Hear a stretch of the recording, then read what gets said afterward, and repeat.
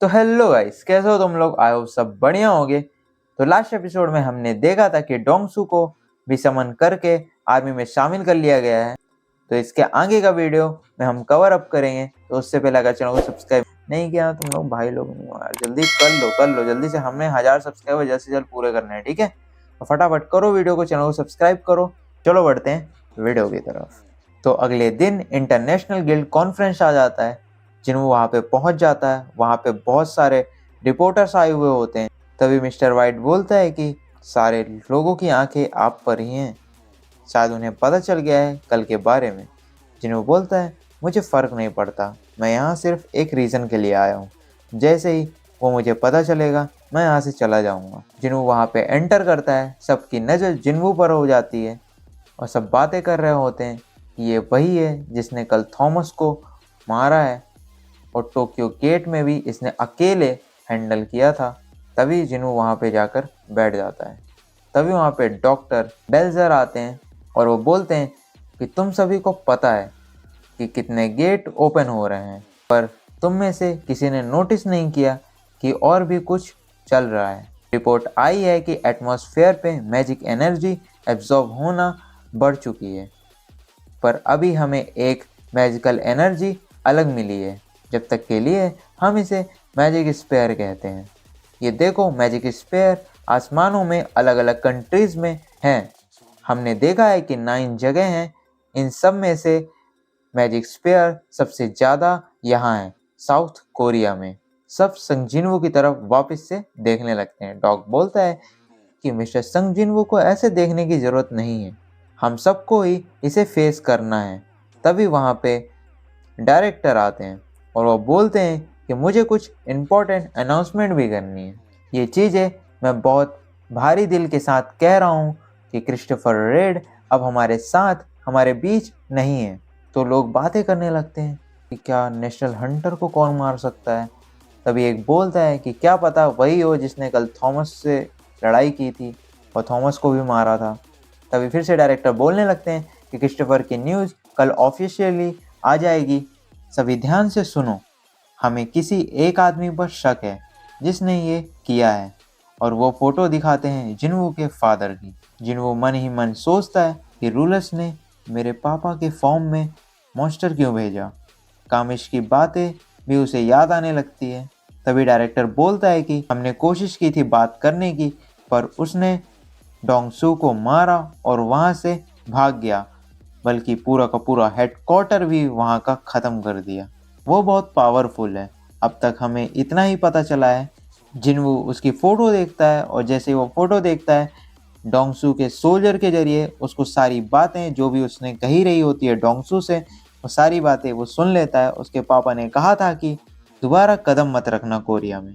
ये मैं मेरे बेटे के लिए नहीं बल्कि तेरे लिए कह रहा हूँ, नहीं तो तुझे मरने के बाद भी शांति नहीं मिलेगी। जिन्वू एक बार कंफर्म करता है ग्रेड से, और ग्रेड भी बोलता है हाँ, ये आपके पापा ने कहा था।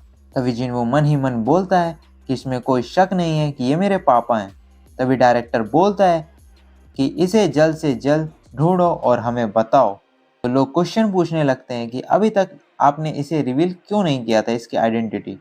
और डायरेक्टर बोलता है कि इसका कनेक्शन यहाँ बैठे एक हंटर से है, इसलिए हमने ये रिवील नहीं किया था। Next question.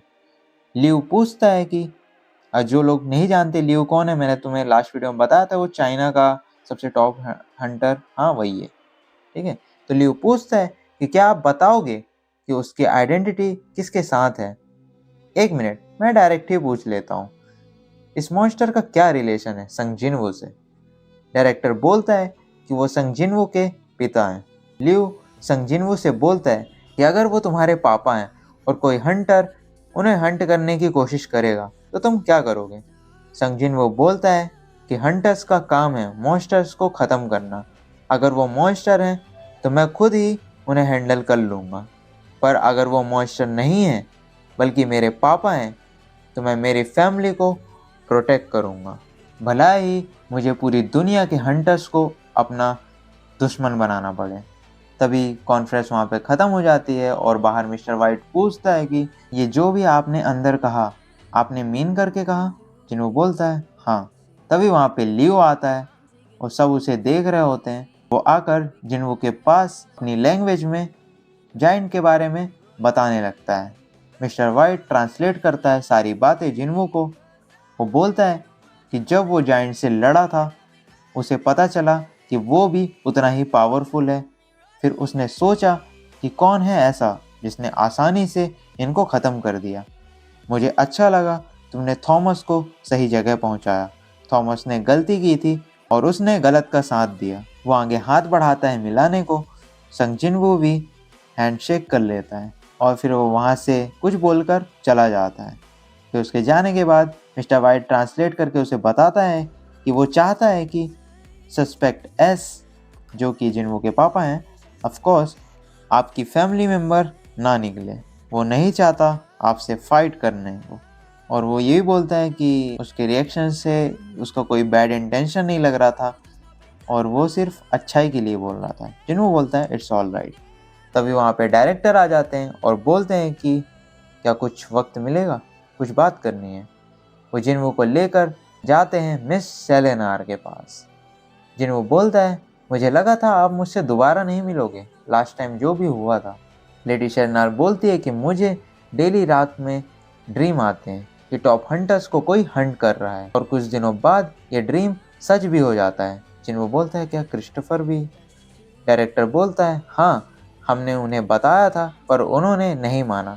फिर हम सब ने देखा कि उनका क्या हाल हुआ।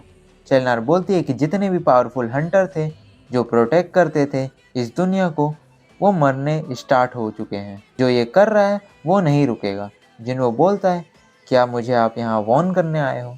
वो बोलती है नहीं, मैं यहाँ आई हूँ ताकि आप बाकी हंटर्स को प्रोटेक्ट करो। मैं याद करने की कोशिश कर रही हूँ जो भी मेरे ड्रीम में हंट हुए हैं पर मुझे याद नहीं आ रहे। तो जिन्वो बोलता है क्या उस टाइम आपने मेरी आंखों में देखा था? वो बोलती है हाँ, उसके पास एंडलेस पावर है। जैसे ही मैं उनसे कांटेक्ट में आती हूँ मैं जग जाती हूँ। मुझे वो आवाज़ अभी भी याद है जब उसने मेरी आंखों से आंखें मिलाई। जैसे ही वो बोलती है वो डरने लगती है और कांपने भी लगती है। तो जिन्वो पूछता है तो उन्होंने क्या कहा? तो वो बोलती है कि उन्होंने कहा चली जाओ और वॉर की तैयारी करो। जिन्वो को सारी चीज़ें हिट कर जाती है। वो सोचता है कि वो हंटर्स किस साइड में है जो ये सब कर रहे हैं। फिर जिन्वो बोलता है कि आपको ऐसा लगता है कि मैं उन हंटर्स को प्रोटेक्ट कर सकता हूँ? सेलेनार बोलती है तुमसे भी सेम पावर आती है। डायरेक्टर बोलता है हम चाहते हैं कि ये पावर से आप हमारी मदद करें। हमें पहले नहीं लगा था कि आप ये कर पाओगे पर कल की बैटल के बाद कंफर्म हो गया है कि आप कर पाओगे। ये सिर्फ आपसे ही होगा। हम आपसे फ्री में मदद करने को नहीं कह रहे हैं, हम इसके बदले कुछ भी देने को तैयार हैं, यहाँ तक कि कामिश का रून स्टोन भी हम आपको दे सकते हैं। जो हंटर्स है उनके पास जो गिफ्ट है, ये पावर है, इससे वो वर्ल्ड को प्रोटेक्ट करते हैं। पर अगर ये सब चलता रहा तो पूरी दुनिया ख़त्म हो जाएगी। जिन्वो बोलता है I am really sorry. Director बोलता है क्या आप थॉमस की वजह से? जिन्वो बोलता है नहीं, ऐसी बात नहीं है। बात यह है कि मैं अभी भी नहीं जानता कि मुझे किसके खिलाफ लड़ना है और किसके खिलाफ नहीं। और ये बोलकर वो वहाँ से जाने लगता है। फिर पीछे मुड़कर वाइट को बोलता है कि क्या तुम मुझे सारे हंटर्स की लिस्ट दे सकते हो जिसे मुझे प्रोटेक्ट करना है, और मुझे अच्छा लगेगा अगर तुम मुझे उनसे मिलवा भी दो। वाइट खुश होकर बोलता है कि जी ज़रूर। आखिरी डे रहता है इंटरनेशनल गिल्ड कॉन्फ्रेंस का। वहाँ पे पार्टी चल रही होती है। पे जिन्हो भी एकदम से ठीक होके आया हुआ होता है, जिन्हो के साथ होता है। तभी वहाँ पे वाइट आकर जिन्हो को लिस्ट दिखाता है। बोलता है हमने हंटर्स को उनके पॉइंट और एक्टिविटी के अकॉर्डिंग अरेंज किया है। जो टॉप 10 हैं उनके पॉइंट सबसे ज़्यादा हैं। जिन्हो बोलता है तो तुम ये कह रहे हो कि ये हाई प्रायोरिटी है। वो लिस्ट देखता है और फर्स्ट पे थॉमस, सेकंड पे लियो, थर्ड पे क्रिस्टोफर, फोर्थ पे सिद्धार्थ एंड फिफ्थ। वो लिस्ट पढ़ते पढ़ते थक जाता है और बोलता है कि क्यों ना मैं सबके पीछे एक सोल्जर ही छोड़ देता हूँ। इस तरह से वो रूलर्स तक पहुँच जाएगा और उसे ये भी पता चलेगा कि कौन दोस्त है और कौन दुश्मन। तभी वहाँ पे थॉमस आता है और बोलता है कि मुझे एक चीज़ पूछनी है। ये आर्म पूरा ठीक नहीं हुआ है। हिलर ने काफ़ी कोशिश करी पर भी नहीं हुआ। इवन डॉक्टर ने भी कहा कि जल्दी से ठीक नहीं होगा, इस चीज़ में काफ़ी वक्त लग सकता है। फिर वो पूछता है कि तुम चाहते तो मेरी पूरी गिल्ड ख़त्म कर सकते थे, पर तुमने उसमें से किसी एक को भी नहीं मारा। जब मैंने उस पता किया तो वहाँ पे किसी की मौत नहीं हुई थी, सिर्फ डोंगसू को छोड़कर। तो तुमने सबको जिंदा क्यों छोड़ा? जिन्हों बोलता है कि तुमने कुछ ऐसा नहीं किया था जो मौत डिजर्व करता हो। थॉमस बोलता है, ओके, मैं डोंगसू का फ्यूनरल प्लान कर रहा हूँ। मुझे पता है कि उसने गलती की है, पर प्लीज़ उसका फ्यूनरल होने दो। और हाँ, जैसे ही मेरा आर्म ठीक हो जाएगा मैं तुम्हारे साथ खाना खाना चाहता हूँ। मेरे मैनेजर को अपना नंबर दे देना तो मैं कांटेक्ट कर लूँगा। फिर लॉरा आती है और बोलती है कि हम आपको गिफ्ट देना चाहते हैं, ग्रेटिट्यूड गिफ्ट, जो भी आपने गिल्ड मेंबर्स को नहीं मारा और जो भी आपने किया। पहले जिन वो तो मना करता है, लेकिन उसके फोर्स करने के बाद वो बोलता है कि अगर तुम देना ही चाहते हो तो मुझे एक अच्छा सा ड्रैगर चाहिए। वो बोलती है ठीक है, और ये बोलकर वहाँ से चली जाती है। फिर मिस्टर वाइट बोलता है कि क्या मैं सभी से मिलवाऊँ जो लिस्ट में है? जिन्हों बोलता है यहाँ पे रैंक 6 हंटर मिसिंग है, वो कहाँ है? तो सब बोलने लगते हैं कि उसका कई दिनों से कोई कांटेक्ट नहीं है, इवन ब्राज़ीलियन गवर्नमेंट भी नहीं पता कर पा रही है कुछ भी उसके बारे में। जिनको को पता लग जाता है ये भी अब नहीं रहा, इसका मतलब है सिर्फ 7 लोग बाकी हैं।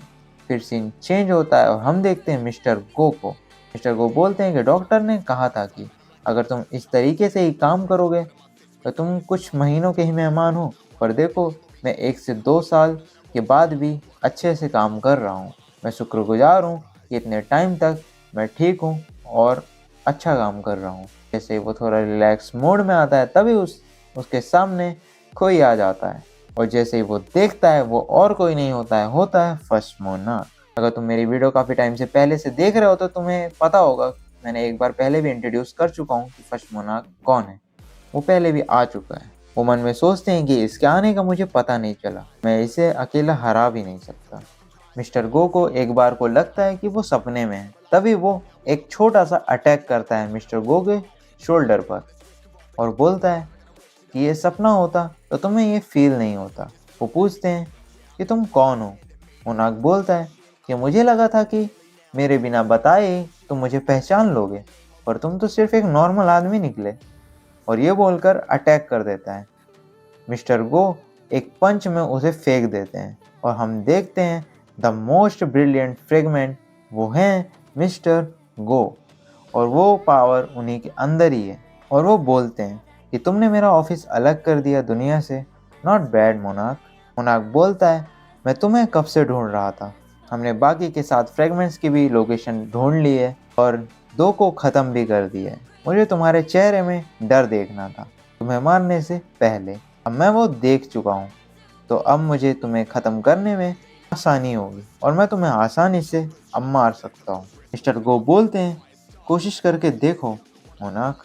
तो आज की वीडियो हम यहीं पे ख़त्म करते हैं। तो नेक्स्ट पार्ट देखने के लिए चैनल को सब्सक्राइब करना मत भूलना, तो ताकि तुमसे नेक्स्ट पार्ट मिस नहीं हो। तो मैं मिलता हूँ तुम लोग से अगली वीडियो में, तब तक के लिए बाय बाय।